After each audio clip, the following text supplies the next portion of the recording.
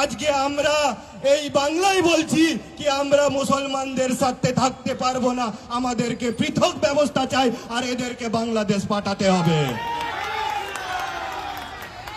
তারা আমাদের দেশে থাকবে, আমাদের দেশে থেকে আমাদের খাবে, আমাদের পড়বে, আমাদের মেয়েদের সাথে লাভ জিয়াদ করবে, আমাদের জমি দখল করবে, আর সহ্য করব না। সবুজ পতাকা দেখলেই সাটা ভাঙা মার দিব।